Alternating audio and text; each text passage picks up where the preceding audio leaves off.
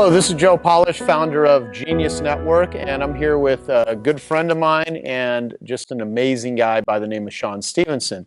If you don't know me, I run the highest level discussion group in the world for people that are thought leaders. And Sean has been teaching people how to professionally speak and present, not only on stage, but on video. You've got a best-selling book that Tony Robbins wrote the foreword to called Get Off Your Butt. You want to rid the world of insecurity.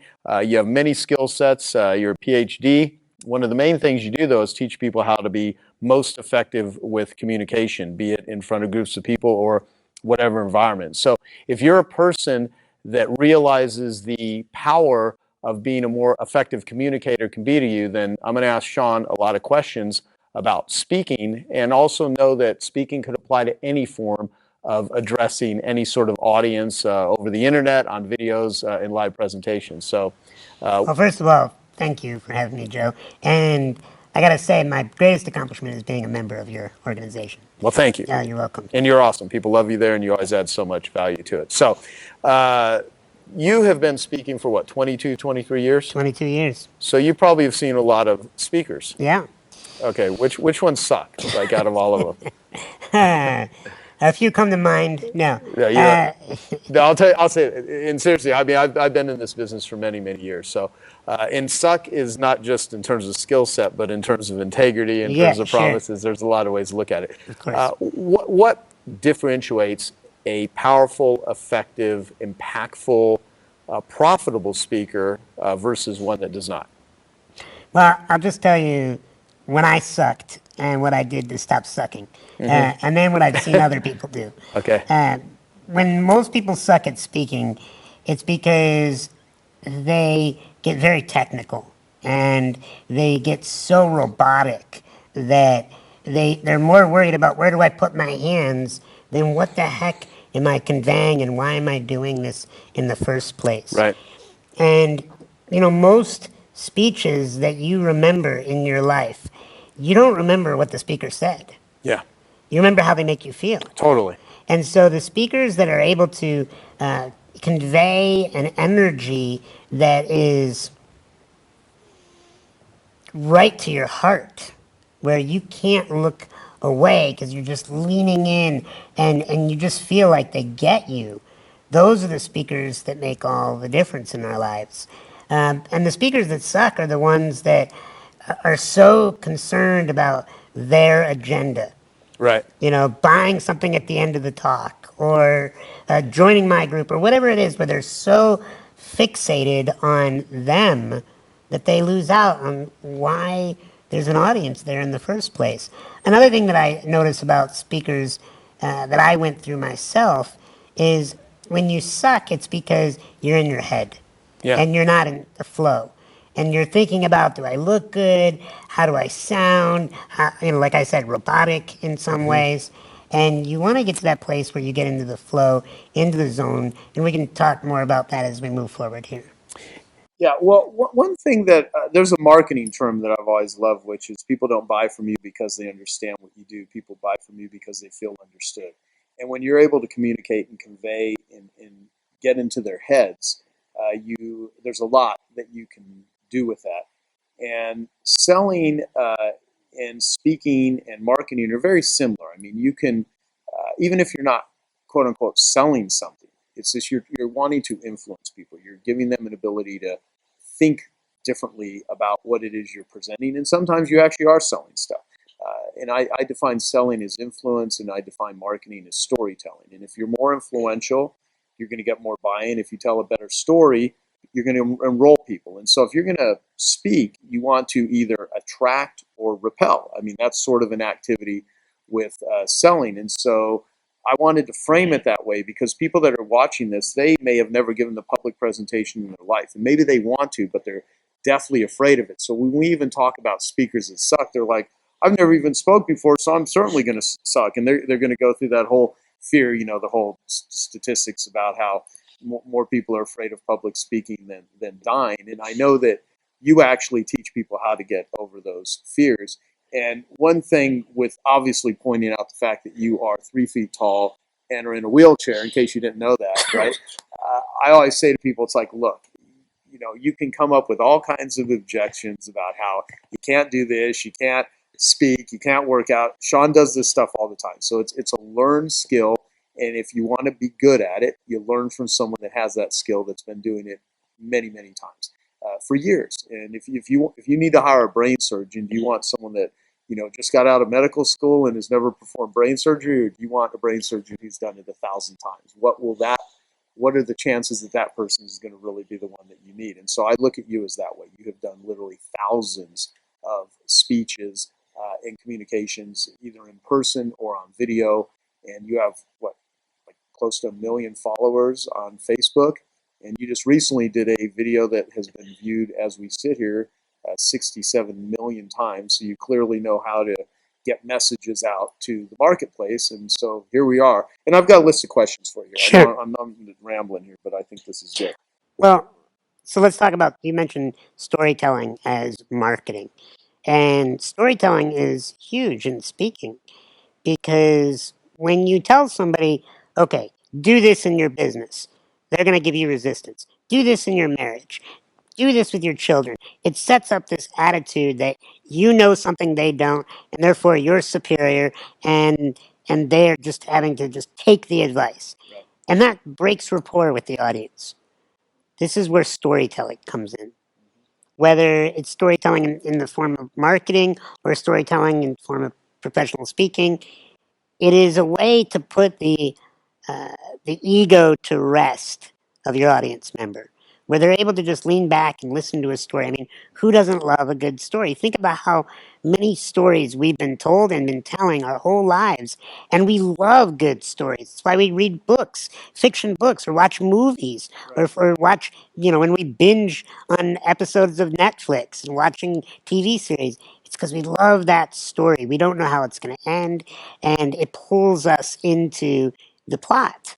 And so, a really good speaker has the ability to captivate the imagination with that storytelling ability. And if you can get the story to have what I call bridge moments, where you're now not just talking about the character, but you're talking about them as the character. Not everybody is 3 feet tall in a wheelchair. Very few people are going to live their life looking like me. Right. But every single person has something about their appearance that maybe they're a little uncomfortable. They have some element. Maybe their ears are a little too big.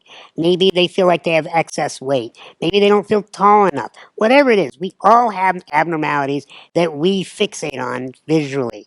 So when you're telling a really good story, you need to say, what is it in your life when you look in the mirror that makes you anxious, makes you want to be able to just Photoshop it out? Make it bigger, make it smaller. And as you're telling the story with the listener in mind, you bridge from the speech and from the stage out to the audience. They get pulled in because they know it's not just about the speaker. Right. And so a really good storyteller activates the imagination of their audience. Another really good element of storytelling is you don't know what's going to happen. People say, "Oh, I love surprises." No, they don't. They like surprises that end well, Right. right? And when you have stories, Surprise, you're bankrupt. yeah, exactly. Surprise, I want a divorce, right? Yeah. It's like when you get those kinds of surprises, they hook you. They're like, oh, I didn't see that coming. And that's another really good, powerful element of storytelling is don't just tell them what they expect. Tell them, throw some curves to them. Life does that. So as a storyteller, you need to do the same. Where somebody goes, wait a minute, I didn't see that coming at all. I have a story that I teach about how we shouldn't judge other people. And there's this twist to the story where you start to hate this little kid, but then you learn this little piece about this child and how bad their childhood was. And then all of a sudden, you don't hate the kid at all anymore. You love the kid and you feel bad for hating the kid. And those little turns in the story are what hook people and bring them in. And as a veteran speaker of 22 years, that's just one of many little tricks to telling a story so that the audience is leaning forward and they can't wait to hear what's coming. Now, to play devil's advocate, but Sean, I'm not very creative. I don't have a deep imagination. I don't have a tremendous skill. I'm introverted. I'm definitely afraid of of speaking, and I'm not quick-witted, and I can't do improv. I mean, there's all kinds of things. What would you say to that? Well, the biggest thing I would say is, when you get up on stage, you're not ad-libbing. When you get up on stage, you have a model that you should be following. And that's what I teach is you should have a formula, a model that you are putting in stories that make sense for your points, and you're taking the audience on a journey. So it's not really about like being gregarious and juggling and making sure that the audience is thinking that at any moment you're going to light yourself on fire. No, Although you could. although that could be a good part of your speech. Right. The big part of it when you're putting together your talk, you want to make sure that it's you on stage. And this is where I see some speaker trainers going off the rails with their students. They make them little copies of them. So that person marches out of that speaker training and they become little versions of that speaker. And I always say, you don't want to be a little version of Sean. I'm already pretty small, right? You don't want to be pocket size, right? So I teach people like, how do you find your own authentic voice? If somebody's shy, I don't want them to get up on stage and try to push, some kind of gregarious personality. It's going to be incongruent. Right. I'm going to say, okay, if you're dry sense of humor, use your dry sense of humor. If it's like you, if somebody's not funny at all, I just say, just enjoy not being funny at all on stage. That was an attempt to show me how much you love me. Yes, of course. Okay, so let me ask you some questions that I typed up on my electronic device here. Well, so in order to be skilled at something, it's nice to actually enjoy it or find value in it or love it. So, why do you like or love speaking? I mean, why this? Well, I get my message out, Joe, as you mentioned earlier, through lots of different formats. We do webinars, podcasts, we do uh, streaming video, a lot of different things. But the reason why I love this, and I say this being up on stage with a live theater, is you get instant feedback. You get to look at people's faces and read their body language and interact with them. So speaking now to me is more like surfing. I can see the wave coming. When all of a sudden I say something that may make people squirm a little bit. We're talking about serious issues, maybe something that is going on in their personal life, and you can watch it wash over the crowd. And being able to have that, it's almost like a dance with the audience. I love being able to take an audience on high highs and then low lows and back. It's like a roller coaster. And so that instant feedback, most people spend their whole life like this. They're either holding their phone or they're sitting at a computer screen. And this ability to see a human being for 1 hour uninterrupted and being able to have a heart to heart conversation where you can watch the tears well up in their eyes, where you can hear the laughter just spread over the crowd. It's the experience of that bubble where this theater becomes a safe space for people to feel emotion and they put their life on pause. Joe, you run events every year. You have large crowds and you also have, monthly smaller gatherings. You know that when a human being feels safe to share their emotions, that's when transformation can take place in somebody's life. If it's just clinical, if they can hide behind a computer screen, if they can hide behind their phone, something doesn't connect as deep as being able to see them and have them really there. I mean, so I guess the thing that I love most is the interaction. I mean, I've tried to leave the speaking industry multiple times. I've said, "Oh, I hate traveling," or "I don't want to run a live event." I know you and I have talked about the woes of live events. Filling up the seats are challenging, but yet we keep doing it, and it's not just because of the money. No, it is very powerful to actually influence and yield a certain impact, power, persuasion, changing people's minds in ways that it's hard to put words into that. I mean, you almost have to experience it, what it does for your confidence level. And let's just take money. I mean, a lot of people that would pay to come to an event of yours, as an example, which I'll talk about because you do trainings Mm-hmm. for people, and I'll ask you about your upcoming trainings and how people can personally get trained by you. Uh, there's a money aspect to it. And a lot of people want to enter speaking because they're like, oh, this is going to be a great way to sell. Selling one-on-one is not as effective as selling to large groups of people. So if we just go to the money aspect, when I was a dead broke carpet cleaner living off credit cards, and I learned marketing back in 1992, I was first introduced to direct response marketing, and that was after 2 years of living off credit cards, going deeply in debt, being ethical, caring about my clients, and still being broke because I didn't know how to package and present myself in ways that people would hire a carpet cleaner. And of course, I started out in business selling something nobody wants to buy, which is carpet cleaning. So if you have to figure out how to effectively sell something no one wants to buy, it really forces you to learn how to present and package yourself. And after I learned some marketing techniques, I turned my small company around. And then I started thinking, wow, how many other people throughout the world could benefit from what I know? How do I tell them? And so I wrote sales letters and did direct mail and ran ads, and then I eventually started speaking. And the very first public presentation I had given uh, in the form of a seminar, I wrote a letter and I signed up 52 people to pay $97 to come to a one-day event. And people would tell me that after the first 2 or 3 minutes, the nervousness will subside and you'll be able to do it. I was like nervous as hell the entire day. And I never had anyone like you. I didn't go to some training and get trained how to do it. What I did is I actually sold tickets to a show and then I had to perform it. In So, true marketing fashion, sell it, then build it. right. And so I had 52 people show up. Most of them were twice my age because, I'm like in my mid 20s. And I think I don't know, 24, 25 at the time. And basically, I sat and um, talked to this group of cleaners. And at the end of it, I actually made an offer for my program. And I sold $12,000 worth of programs. And I thought to myself, this is pretty damn good. Yeah. And it's not that the 12,000 is pretty damn good because at the time it was great. Now I ended up doing really well, and that was the start of me building a multi-million dollar publishing company. What was really great is those people bought my stuff and went back and doubled their businesses. Some tripled it.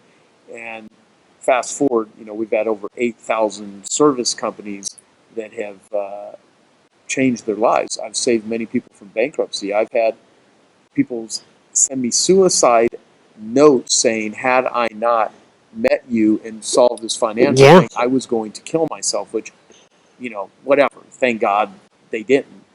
And there's many different things. It's just you never realize how you can change people's lives until you just get out there and do it. And it was nerve-wracking for me in order to do it. The first time it was difficult, but I'll tell you, it was one of the most rewarding things I'd ever done. And I was an incredibly shy, kid growing up. I couldn't even ask someone out on a date without, shaking like crazy. I mean, my heart would beat out of my chest. It was hard to interact with other people.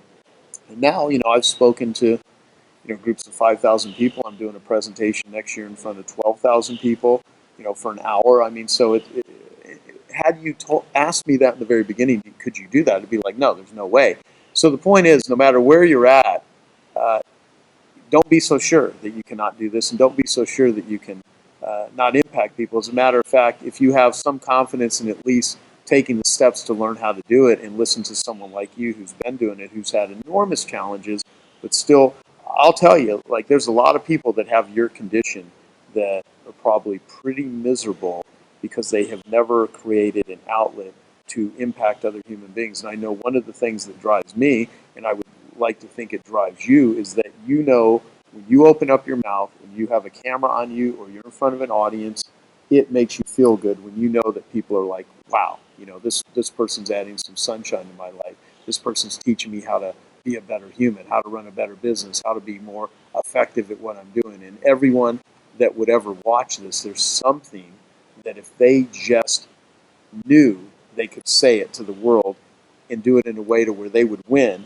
they'd be doing it all day long. So the question is, how do we actually get them to that state? So Yeah, well,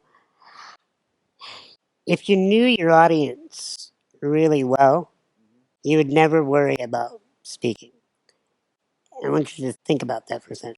If you knew who was in your audience and what they were going through, you would never worry about your speaking skills, your view of how they look at you. I'll give you an example.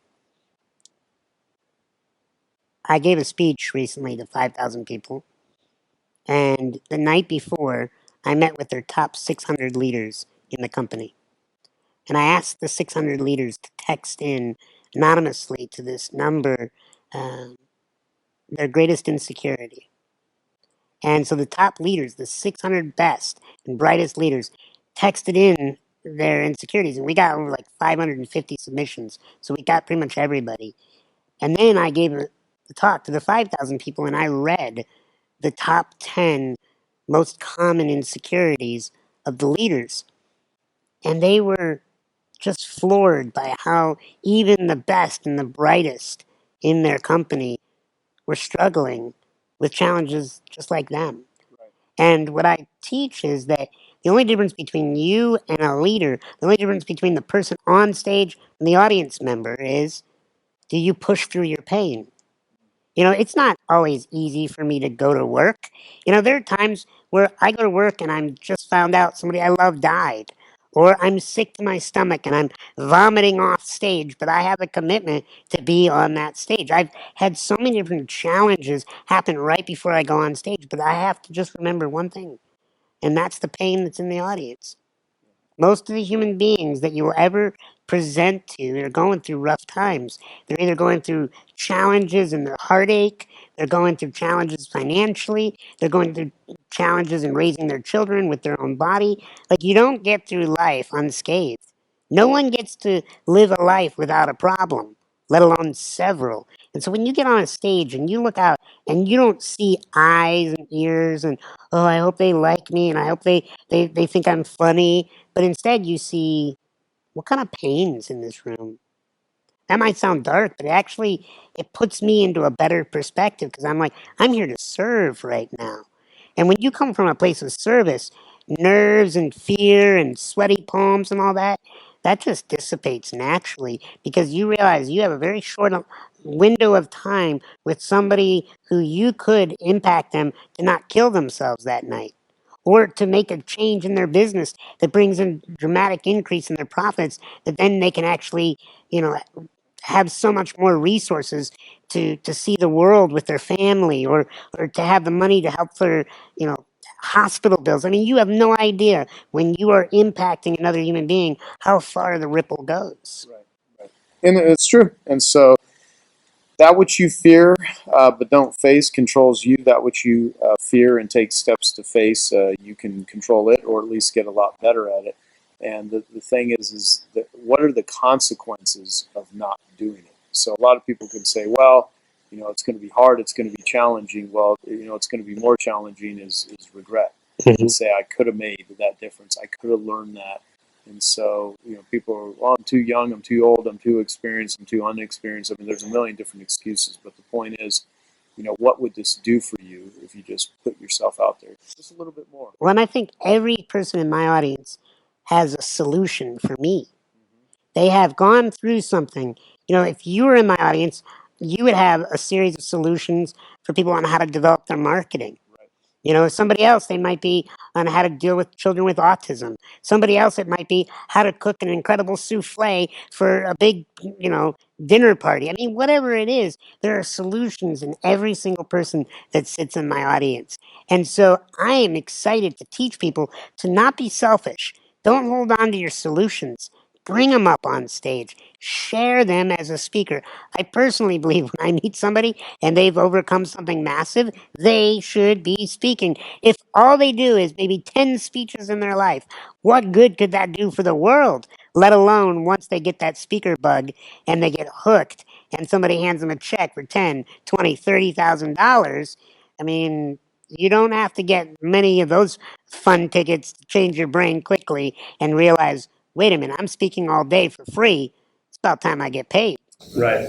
Oh, there's something magical when you get paid for something that you never thought you could get paid for. Sure. And not only do people pay you, they will stand in line because they want your autograph. They will literally talk to you with intimidation. And of course, I do my best not to believe my own PR, and I warn people about that, the good and the bad. Sure. And so don't let your ego get a hold of you. And it's amazing. It can do wonders for pumping up your ego, though. When you have the ability to get up in front of an audience, and it's hard for me to even to relate to this now. A lot of people, the mere fact that you're one of those people that can get up and talk, that impresses some people because most people, right there. yeah, most people can't even do that. They literally are so scared shitless that they will not get up on stage and do it. And so even getting to that step is great. And once you do that and you keep at it, then one day, and it doesn't. In some cases, take that long, especially if you get a coach, Yeah. especially if you learn certain formulas. So going back to the formulas. Look, if I could say one thing about that, a speaker is a tribal leader of the room. Yeah. But it's the tribal leader of the audience. That room, if there's 5,000 people in that moment, they are the tribal leader, and everybody looks up to them and says, lead us. And people get so bogged down with, well, I don't have the credentials to be a speaker. I don't have the expertise. And I'll tell you, in my 22 years of speaking, I found that human beings crave leadership more than credibility. There's people that have gone to prison, and while they're in prison, they write books, and then when they get out, they start talking about their crimes, and they literally get paid for it. Oh, big time, And too. movies get made about them. Yeah, absolutely, because it's a good story. Yeah, yeah. So, yeah, people have to rethink what they can or cannot, speak to. So, you talked about formulas, so I'd like you to teach me as quickly as possible how to put together an entire speech, if you do have a. Yeah, I actually do have a formula, and I'm going to show it to you with a visual aid. I got something right on the other side here that's going to help you. All right, this thing? Yep. Right there. Okay. And begin. So I want you to think about a speech totally different than you ever thought of it. Most people think about, I gotta have points. I gotta impress them. I got a funny opener. Just put all that aside. And I just want you to think about a speech in three simple blocks: stories, they're the blue blocks; activities are the yellow blocks; and your points are the red blocks. And now you have the start of a speech. And depending on how much time you can have as many of these three block chunks as you need. So, for instance, if somebody says, hey, I need you to do a 10-minute talk like you do in your Genius Network meetings, you might say, great, I'm going to start with a really funny story, get them laughing. Then I don't want it just to be about any old story. I want to have a reason for why I told it. And so I want them to be able to digest their story with an activity. So I might have them write something down on a worksheet or turn into a group of three. And now that's starting to get them to digest the material that you were teaching to the story. So now you have your activity and the story. And then lastly, you have your point, which is the whole tie-in of the story and the activity. And the point is where you can have your facts. It's where you can show research. It's where you can um, reference interviews that you've done with other people to add credibility to what you were doing. But when you have a speech, just start thinking about, I need a story, I need an activity, and I need a point. And in a 1 hour speech, you pretty much only need, I call this SAP, story, activity, point. You only need about 3 SAPs to make a speech: 3 stories, 3 activities, and 3 points.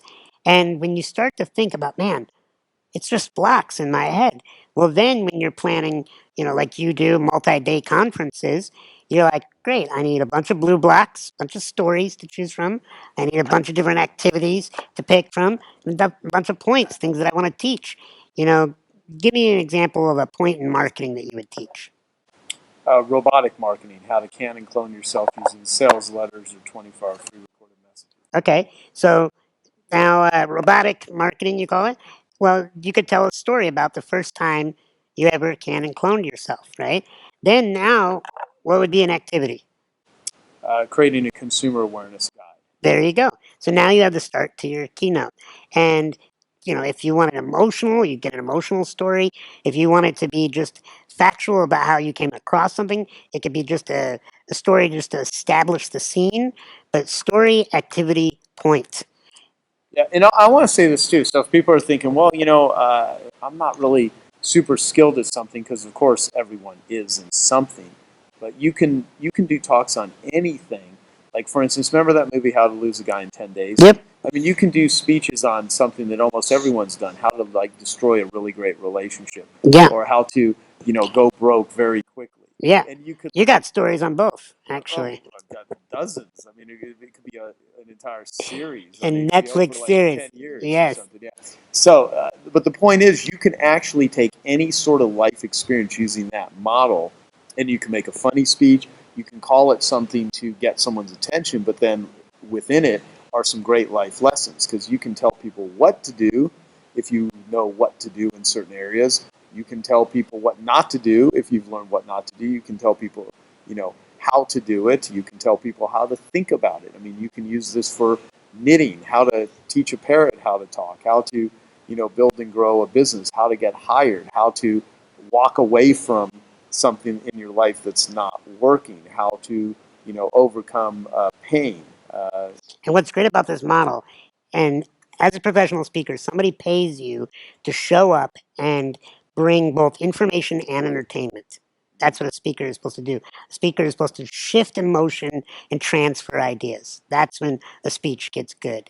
And sometimes you get to your speech and they say, Joe, we're actually running late on time. We're going to give you an hour. Now you only get 15 minutes. Most people would freak out. They'd be like, well, I planned out an hour. I memorized an hour. If you had your SAP model, you'd go, great. I'll just cut a few of those stories, or I'll cut a couple of the points, or I'll just reduce one of those activities.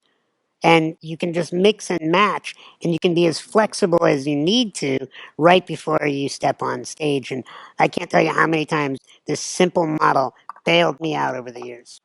I love it. I love it. And so I'm going to hide this now. Perfect. I'm going to hide this back here. Look at that.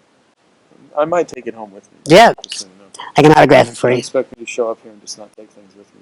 So, how do you handle someone who is really petrified to get on stage and to share their message? I know we spoke about this. Uh, I just think that that's an obstacle to some people. And if they can't, they can see you giving a presentation, they can hear about me, they can see other people. But if they can't believe they can do it, then we can talk formulas, we can do stuff all day long. It's just not going to bridge that gap. And I would really like people that are watching and listening to this to have a sense of possibility. Yeah. So what I can do is we can actually show a clip from my first event that you presented at 10K Speeches, where I took a young lady in my audience who was definitely afraid of speaking, brought her up on stage. I don't know if you saw this activity, and we took her through a process that we're going to show right now. With the mirror. Yeah, with the mirror and walking her through what the audience is going through. So let's show that now. I want to find somebody who is still feeling fear when they think about speaking, and they feel fear with entering into this career of speaking. Maybe they've been in it for a while and they are still dealing with fears. It causes jitters, it causes panicking sweats, it causes sleepless nights. I want to find the individual who is going to represent our fear. She's got her hand up before we even ask for the volunteer. So if you'll come on up here, you and I, Nicole, we're going to have an experience. Ready? Nicole, tell me your level of speaking. How long have you been speaking? Have you been speaking? Walk us through where you're at. And I have stories that move people. And when I speak, a lot of times I start off really confident. I can fake it for a while. And then I get to this point where it's like I can't breathe. Like I want to cry. Like you want to cry? Yeah. Okay. Like I'm doing right now. So I want you to think about a struggle that you're in. And I don't want like, oh, I'm struggling to get my business off the ground. I don't want like things that we may all be dealing with. I want to know the truth. I want to know going through divorce right now and tell us about it. I want to know about what's happening to your children. I want to know about a family member you just lost. I want to know pain. I want pain in the room to get a voice because I'm going to show this lovely lady something. So I want you to tell us about some of the pains you're in. One pain only. There may be a lot of pain, but I'm looking for one thing you went through recently that's been really hard, really painful. And here's what I want you to do. You're going to say your pain, and then it's Nicole, right? You're going to say, Nicole, I need your help. That's how you're going to finish. Speakers in line, do you get that? You're going to say your pain, and then you're going to say, Nicole, I need your help. And after about 40 years of being a single man, I finally found love in marriage. And after 11 years, that marriage ended earlier this year in a horrible divorce. And I'm brokenhearted. And I have fear that I'm now going to be alone. I need your help. You got Nicole, this. I am scared to death of the ridicule that I could face and maybe I'm supposed to face. Because I know that the more I step into my power and the more I bring my message to the world, I can and probably will be confronted with more of the mirrors of that which I'm here to teach. And I know that if I cannot and do not for any moment stand in knowing I'm enough and the power that I'm bringing to the world and the love within that power, that I could face persecution, and I know that there's a chance I could crumble. And I don't want for anyone. I especially don't want that for my audience. So, Nicole, I need your help. September of last year, my mom was diagnosed with pancreatic cancer. July 18th, she passed away. And my mom was the most important person in my life. And I was 24 when it happened, just not too long ago, and I said, this isn't how it's supposed to happen. She was supposed to be here for my wedding. She's supposed to be here for all these things, for my brother's wedding. And losing her has been the hardest thing ever. And so, Nicole, I need your help. Nicole, what are you feeling now? I feel like honored to be able to share this room with everyone. What sensations are in your body? Can you breathe? Yeah, I can breathe. I feel like relief. How's your throat and chest? Oh, it feels good. Yeah. I feel open. I feel like I thought that being up here meant you just have to be flawless. You're not taking notes, aren't you? It's not about being flawless. No, exactly. And I see how much more beautiful people are when they open up and share themselves. Do you hear that? Yeah. Is it echoing back into your ears? Yeah. I'm going to be your whispering unconscious mind. Okay? All right. Nicole, I want you to look into your own eyes. Put your arms down to your side. And this time, as you look into your own eyes, I want you to realize that your audience needs you. They're asking for it. They're begging for it. I've heard some people say, the world doesn't need to be saved. You're right, the world doesn't need to be saved. But the truth underneath that is that there's a lot of people in pain. And by hitting your tuning fork inside of your throat, your chest, your heart, letting your pain take the stage in a very professional, poised, purposeful way, it will resonate their pain. You will activate your audience, and then you can influence and guide them. You're not going to save anyone. You're not a savior. That's a lot of pressure. It's not accurate. I used to think that I had to save my audience. It exhausted me. Guess what, sweetie? You don't even need to be saved. You're perfect just where you are. Your flaws have defined some of your greatest strengths. It's your flaws that's going to build the rapport with your audience. And someday I look forward to opening your best-selling book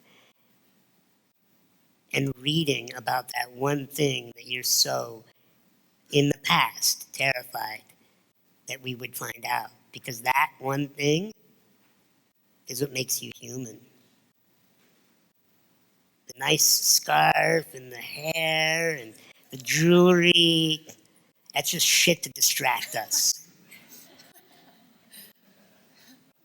The truth is, it's your flaws, it's your pain, it's your own little silly ego that we all relate to. I need you to step up in your life. I need you to step forward into your power as a speaker. Because you heard it. They need you. Let's give it a round of applause. That was great. So break down what how you would apply that to other people. Well, when you get up there, you're going to have all these physiological responses. And you could tell yourself, just like she did, that she was terrified. And as she heard what the audience was going through and how they needed, her help, her shift went from, it's about me, it's about me, it's about me, it's about them. And what can I do for them? And so as you're putting together your speech, as you put together your career, you got to think about how can you serve the planet? What is your why? What is the big purpose to why you're doing what you're doing versus how can I extract, for me? Awesome. So you get to a point to where you can start making money with it, and I think if people realize that investing in becoming good at speaking would actually increase their career options, their income, their sales. Their dating life? Yeah, because it's all speech, right? Yeah. Yeah, yeah. So if everyone out there cannot get a date, it's probably because they're terrible speakers, is what you're saying? Well, I'm saying it definitely has something to do with it. If you think of all the great leaders in history, they were really good orators. They had the ability to move a crowd. Whether it's Steve Jobs selling an iPad to somebody that never even heard of an iPad, or Martin Luther King moving people to have racial equality, to a John F. Kennedy to say, we're going to put a man on the moon and bring him home safely.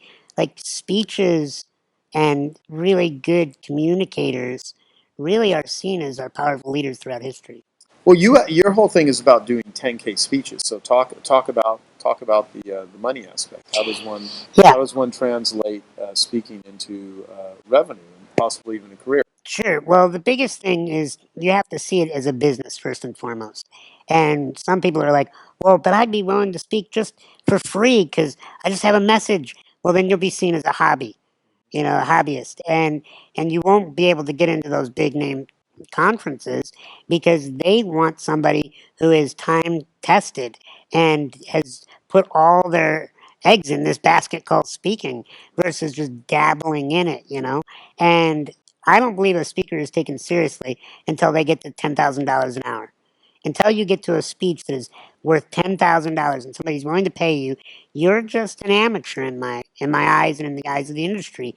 So my biggest thing is you got to build up the message, the delivery, and the marketing with the right attitude to get a event coordinator, a decision maker to see that you're really as good as you say. And it comes down, there's a lot of components that I teach in my event called 10K speeches, where I walk you through a process of here's what you're going to need in your marketing materials. Here's who you need to be contacting. Here's how you need to handle them when they have questions. And when you start to understand the formula to speaking, it's a lot easier than one might imagine. And it just really comes down to having the right coaching and mentorship. There's no way I would be at my position in life, career wise, if I hadn't hired the best to teach me how they got there. Right.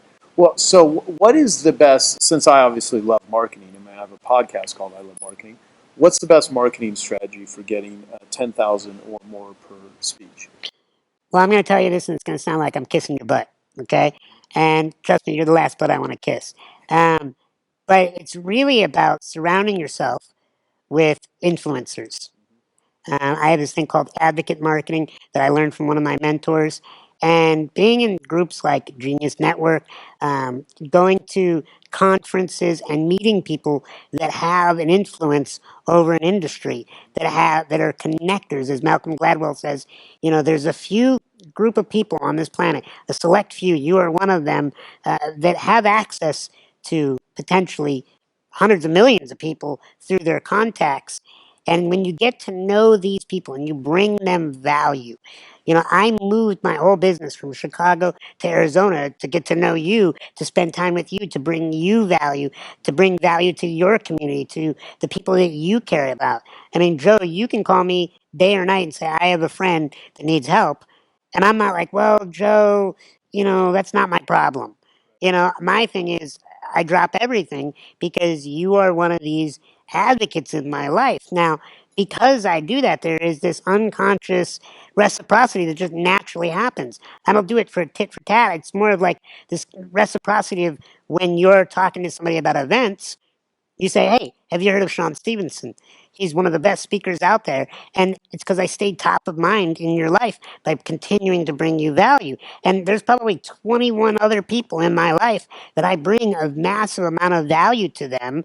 So on a moment's notice, they know if they're going through something, whether it's putting together a presentation, whether they need my therapy advice, whether there's somebody in my own Rolodex that I can reach out to, that by bringing influencers a ton of value, they can make one phone call that can help you skip, you know, dozens of steps and potentially shave 10 to 30 years off the learning curve because they just know the right person to meet because they spent their time developing their, network. And the best way that I built my speaking industry is find the people that have access to influencers of events and industries and the human race. I mean, now it's come full circle because now I have, you know, reached this year alone over 200 million people through my videos. And now you are able to come back and say, hey, Sean, well, let's do something together and get it out to a mass amount of people and teach me how to do live streams or put together viral videos. And so it comes full circle.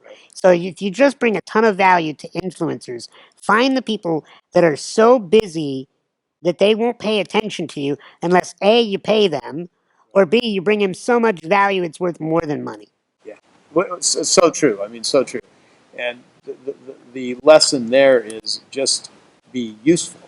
And the more useful you are to the certain people or the right type of people, although I think people should be as useful as humanly possible to everyone. I mean, you've heard me, wrap Well, you up got to this. give expecting nothing thereof. When Yeah. you call me, I'm not like, hey, Joe, well, I'll trade this help with this friend of yours that's suicidal in exchange for 3 good leads for speeches this month. It's never like that. Right.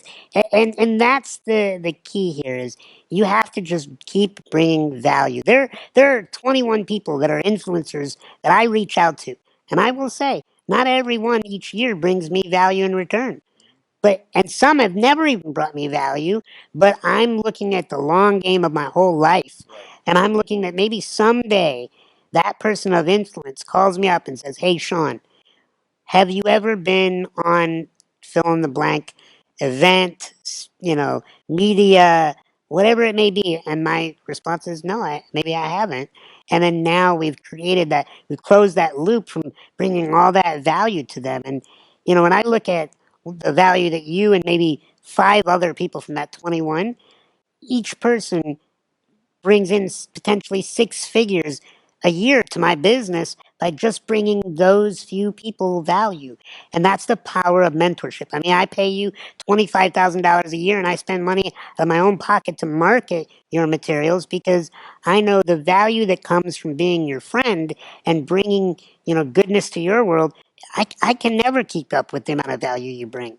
I try, but it's yet to happen. I hope to surpass it Oh no, someday. we keep trying to outdo each other too, which is great because the whole premise is just how can we be incredibly useful to each other, and there is no scorecard. I mean, we're not trying to say, oh, he's doing this for me, he's doing that. Oh, that mic drop video got you this many people, and Right. right, you can't keep score. And the quickest way to lose at life is keep score. Yeah, totally, totally.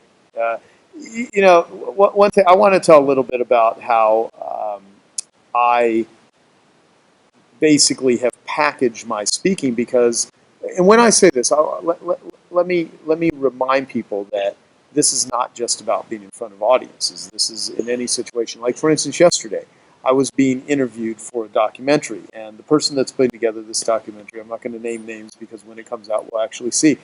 They want the documentary to be watched by over 1 million people, and I actually think they have the chops and the ability, and depending on how the content is, there's probably a really good chance that will happen.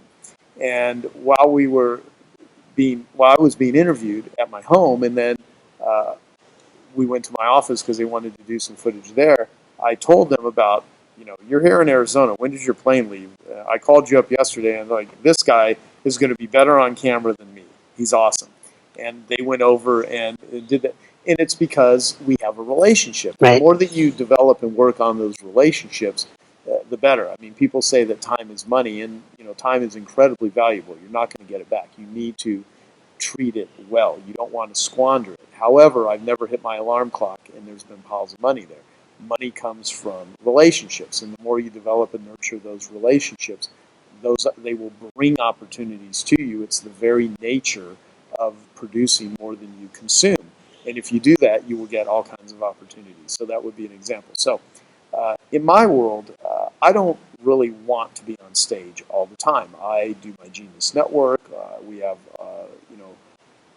currently 200. But I would say you are constantly, every month you're on stage, that it's a stage that you built. Exactly. So there are models on how to do it. And I know part of what you teach people is not just overcoming speaking, how to structure it, formulas, marketing, but literally the model. Like, how do if you never want to get up in front of an audience, a live audience, but you want to do a daily video, you'll teach people how to do that. If you want to create viral videos, you'll teach people how to do that. If you want to do a podcast, you'll teach people how to do that. If you want to have a big following on YouTube or Facebook, you'll teach people how to do that. If you want to do short clips on Instagram, you'll teach people how to do that. So there's a lot of stuff that you actually do. And so I always look at the model.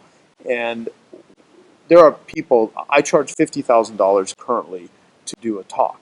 A lot of the talks that I do, though, I do them for free because there are certain people that are clients that if they ask me to speak and it's a right fit, I'll do it. Some I may negotiate the $50,000 fee, but if someone just wants, and that's just in the US, and that's just if travel's easy. If I have to go overseas, the bottom line is I won't hop on a plane for a business thing in most cases unless it's worth at least a minimum of $100,000 to me. So even though I may get $50,000, it's going to also translate into something else. So my criteria for business is 100 grand and something that I'm aligned with, or something that's just going to be so damn useful for me that it doesn't matter. I'm going to hop on a plane because there's some other benefit to it. But the reason I'm bringing this up, though, is that what I tell people all the time, if you're just looking for a famous person, you can get people a lot more well known than Joe Polish for 50 grand. Okay, and some even for half that price that have more call it fame or notoriety. However, when I speak for someone, I don't just give them a presentation. I actually will spend an hour with them talking to them about how to set up the before, the during, and the after the presentation. So a guy that recently hired me for his event, it was to a group of, well, it's like Michael Perella. Okay, he runs MABS, Martial Arts Business Summit. I love kickboxing franchise, and so here I am in a room with a lot of, very strong people that could beat the shit out of me. and I'm teaching them about marketing strategies. But before that, actually, he delivers some really great coaching and has a whole program that will teach them how to build and grow their businesses. And so I, spent about an hour on the phone with Michael, and he's also in my Genius Network group, and gave him a model on how to present uh, his program, his coaching program. And at the end of the event, he sent me the nicest text saying, "Thank you so much. Currently we've done 800,000 in sales, and we're probably going to hit over 1 million." So I always say, do you think it was worth him hiring me to speak? He didn't hire me just because he needed a famous speaker. Sure. It was because there's something there. So whatever your deal is, there is no right or wrong way to do it. There's just successful models and there's unsuccessful models. So looking at different models on how to package, present, charge has everything I to call do. that platform agnostic, Yeah. where you're not attached to, well, there's only one way to get a message out. Right, right.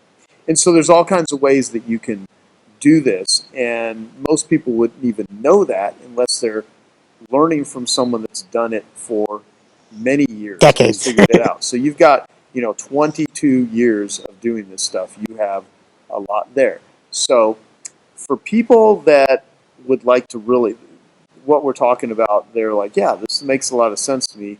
I want to talk about your training, because people can actually come to you and they can learn how to be more effective doing this. And you're a damn good speaker, and you're entertaining, and you really care about people. So But we also bring in some of the best in marketing and in sales and in a lot of different formats that maybe that aren't as my strong suit as speaking is.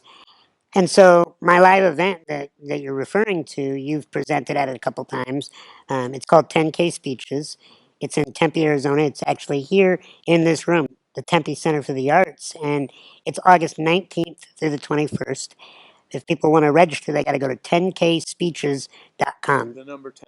The number 10. So 10kspeeches.com. You can get all the information about what you get, a lot of fun bonuses. They get more training before they get there on video than they could ever imagine alone. They get that, plus they get the live event experience. We spend 2.5 days with people. I've been told that it's one of the most fun events because I've been watching live events for 22 years. I see the ones that suck. I see that you got to keep the audience involved and laughing and moving and dancing and having fun. And also, you have to have substance. You can't just be fluffy. And, I also don't like events that are just the whole thing is a pitch fest. That's why I say when you show up at my event, you get a ton of value for your price, for the investment that you put in. Because I'm a big believer of what you teach. What you pay attention to. And, I've got all these years of expertise, and I bring in mentors such as yourself on panels and as speakers to share different aspects of business, different aspects of marketing, different aspects of sales, and different aspects of speaking. Because when you come to 10K speeches, I want you to be able to walk out after 2.5 days and say, wow, I got more information and more motivation to do this than if I had read hundreds of books and spent years of my life learning. I mean, I look at how I struggled. I mean, I didn't, this doesn't sound too sexy, but in 22 years of speaking, I didn't have 22 years of success. It's only been the last maybe 8 years that I really dialed it in and figured out what are those little tiny hinges that the big door swings on, as you call it, Right. and those little transformations are what I teach. Where not to spend your marketing dollars, what mistakes to avoid. I have dumped tons of money into certain things that never panned out because I didn't know what I was doing. It's also a mistake to think that spending money on a bunch of, fancy, flashy websites are going to get you booked. Right. No, it's not. Or even it's not just about being a good speaker, because I spent maybe 10 years really honing my craft. And being a good speaker is not enough because people will go, yeah, but we've never heard of him. We've never heard of her. How should we know? And when you really get it dialed in, where you understand all the aspects, the message, the delivery, the marketing, and the overall attitude, because look, this isn't just about getting one date. This is about getting rebooked year after year. I have some clients like Whole Foods and Nike that have brought me in several times. Zappos, these companies that continue to bring me in year after year because I've got the attitude that they like working with. And so I teach people how to have the attitude that an event coordinator goes, yeah, let's bring them in no matter what. Let's make sure the budget can handle this Joe Polish coming in, this Sean Stephenson coming in. And so we teach you all that. Plus, it's super fun. And hopefully, your calendar permits that you can come back and talk to us about marketing again. But I just really think that this whole audience is going to be. It's going to make a magical space here, and some best friends are formed out of this experience. I do this year after year, and every year I call you up and like, Joe, events are so hard to run. Why do I do this to myself? It's like having a baby. You're like, oh, you get this great idea, and it's fun to get the idea, but then you got to carry this thing for months, and then finally you hold it, and the day comes, and the audience is filled up, and your bank account's hopefully filled up too, and you're like, oh, I want to do it again. And that's why the brain deletes pain so that we can do things more than just once. Well, and see, and what I want to mention too is there's a difference between just showing up and having someone else run an event and then running your own events. Oh yeah. But you're probably never going to run your own events unless you actually do some speaking. Yeah, You can be crazy like I did, and I could run my own event as my very first speech and sell tickets and then show up and be nervous as hell and run everything, but still make more money than I've ever made ever in my life in one fell swoop, simply because I went through the fear and I just did it anyway. And, I mean, one of my first speeches, Joe, I got paid, and the person that hired me didn't even show up, and there was no audience. And I flew to Tampa, Florida, and I showed up, beautiful room like this, no one was there. And I remember thinking, I could look at this one of two ways: pissed off because there's no crowd here to hear my message, or excited because I get paid whether they're here or not. And so you got to look at your speaking career as, why are you doing it? Are you doing it because you have a message burning inside of you? Are you doing it because you feel like you are the one expert that can share this solution in the best way? I tell people, no one can rid the world of insecurity the way I can.